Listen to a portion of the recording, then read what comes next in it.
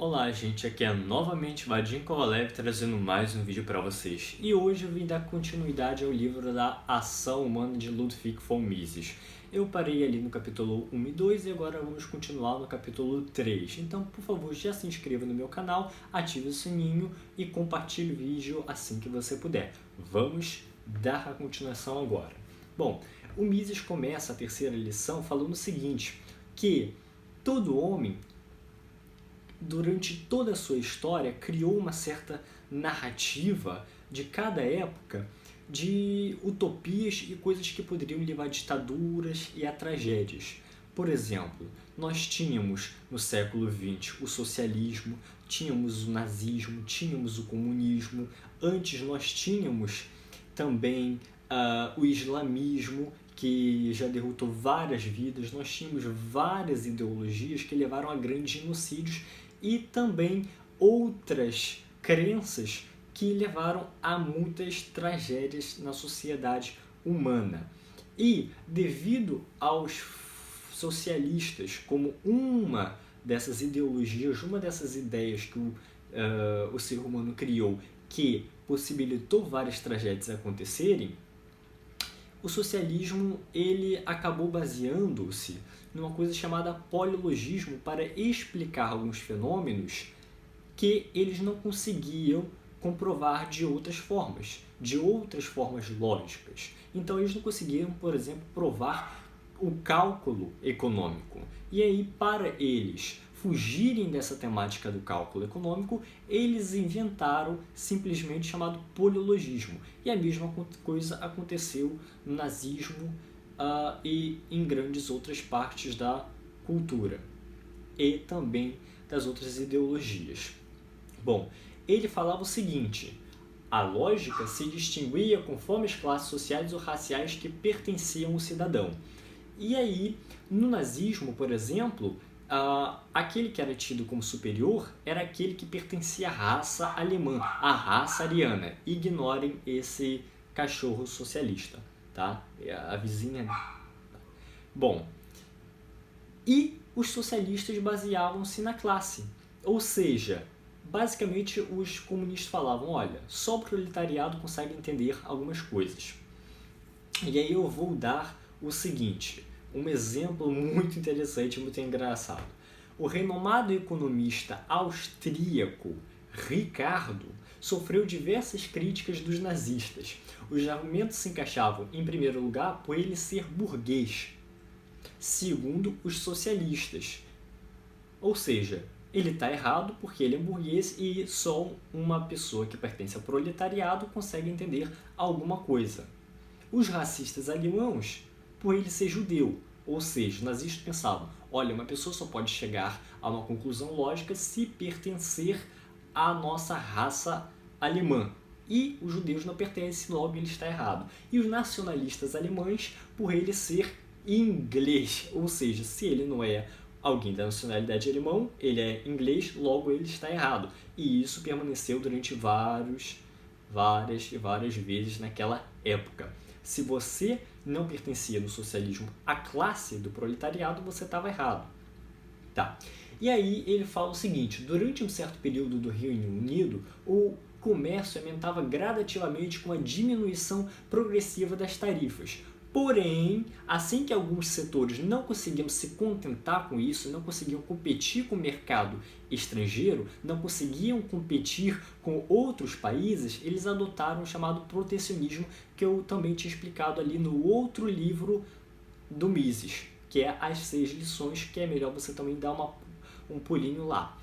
E aí, eles acabaram adotando esses mecanismos de protecionismo, que é basicamente proteger, entre aspas, o mercado interno do externo, botando algumas tarifas no meio desse processo, caso você tenha que, de alguma forma, comprar ou vender um produto de fora.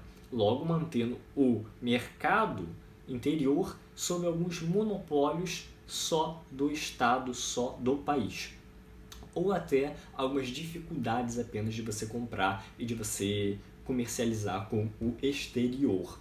Se a produção de determinada mercadoria, segundo Mises, isso a gente pode ver até hoje, é considerada legal e aqueles que a produzem correm o risco de serem processados, multados ou presos, seus lucros deverão ser suficientemente altos para compensar os riscos incorridos. Este fato, no entanto, não altera a taxa de retorno dos produtores de mercadoria em questão. Isso quer dizer o seguinte: por exemplo, imagina um traficante de drogas que vende drogas ilegais. Esse traficante, ele tem uma droga ilegal, vamos dizer aqui no Brasil maconha, e ele vende ele. Se ele está vendendo, é porque ele acha que compensa vender e estar sob ameaça de ser multado, processado, preso ou até morto aqui no Brasil. E por causa disso, ele vai cobrar um valor para você sobre essa mercadoria ilegal, aquela qual ele próprio considera justo. Porque se ele não estivesse cobrando nada por aquilo ali, é porque ele teoricamente não estaria cobrando um valor justo, ao qual ele não conseguiria exercer essa atividade. Então, sempre que alguém vende uma espécie de mercadoria ilegal por um determinado preço, é porque ele acha que trabalhar conforme esse preço, trabalhar conforme essas condições na qual você se encontra em risco, valem a pena se você cobrar um determinado valor. E ao momento que você aumenta as grandes incursões, as grandes formas do Estado oprimir e ameaçar você por causa desse mercado, o preço sobe. Então, basicamente, por isso que também o preço da maconha aqui no Brasil é um pouquinho mais elevada. E por quê? Porque o traficante tem medo de ser preso, então ele vai colocar isso no cálculo do preço. Exatamente isso que o Mises está falando. Só que não altera a taxa média de retorno dos produtores da mercadoria em questão. Por quê? Porque seus lucros deveriam ser suficientemente altos para compensar os riscos incorridos. E aí, em seguida, os marxistas, eles consideram que só um autor de origem proletária pode elaborar uma doutrina que não seja viciada pelos interesses da classe dominante. E aí ele fala o seguinte: ora, meu Deus do céu, se só o proletariado consegue falar coisas lógicas, me explica o seguinte: Marx, Friedrich Engels e Lenin eram todos burgueses da classe nobre, ricos. Então como é que você vai me dizer que um cara que era rico, que era proletário, segundo todo esse polilogismo marxista, poderia estar certo e não enterrado nos interesses da classe dominante e escrever aquele livro falando dela? Ou seja, é uma clara hipocrisia. Se ele próprio fala que só a classe trabalhadora consegue entender algumas questões e ele não faz parte da classe trabalhadora porque ele nunca trabalhou na vida, ele é um burguês, ele é da classe nobre, como é que ele vai falar mal dele? E ninguém percebe isso. Ou seja, é uma contradição performática.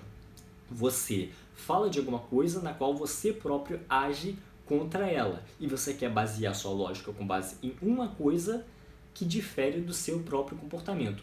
Logo, ele fala que todos aqueles que não pertencem à classe proletária não podem ter os seus interesses basicamente não alterados por causa dessa classe dominante burguesa. Mas se ele próprio é da classe nobre, da classe dos burgueses, por que ele não se encaixaria nessa questão? Ou seja, ele próprio se auto-refuta. A existência dele, o jeito dele, refuta toda a teoria dele. Isso que o próprio Mises diz. Por outro lado, o Hitler e Mussolini, quando eles eram ainda jovens, eles, por exemplo, o Hitler participou da guerra, né, quase morreu, eles conheceram a verdadeira miséria, ou seja, eles faziam parte do verdadeiro proletariado, né? E aí, por que eles não seriam da classe proletariada que pudesse discutir essas questões, né? Bom, se a gente seguir o pensamento do Marx, ele está errado. Marx está errado, mas o Hitler e o Mussolini, que viveram e eram realmente proletários durante a sua juventude, eles poderiam ter o pensamento certo, ou seja, ele próprio se auto-refuta. Ele dá razão para o próprio inimigo, e é exatamente isso que o marxismo cultural faz. E aí, o seguinte, o conflito entre os bolcheviques e os mencheviques, ou entre Stalin e Trotsky, não pode ser considerado como um conflito de classes. Foram conflitos entre seitas de fanáticos que se acusavam uns aos outros de traidores. Ou seja, o Stalin contra o Trotsky. Tá, os dois não eram milionários quando eram jovens, na verdade eram pobres. Eu tenho até uma biografia do Stalin aqui, eles realmente eram muito pobres, o Stalin principalmente.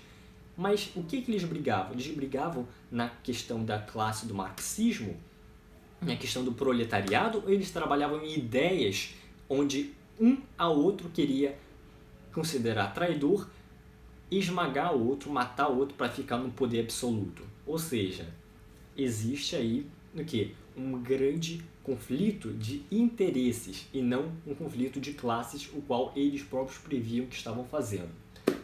Bom, então essa foi a primeira parte do capítulo 3. Em seguida eu vou terminar o livro, então por favor se inscreva no canal, ative as notificações, comente aqui embaixo o que você achou, tá? Então por favor se inscreva, ative as notificações, curta o vídeo, compartilhe com o máximo número de pessoas que você puder e tchau, tchau!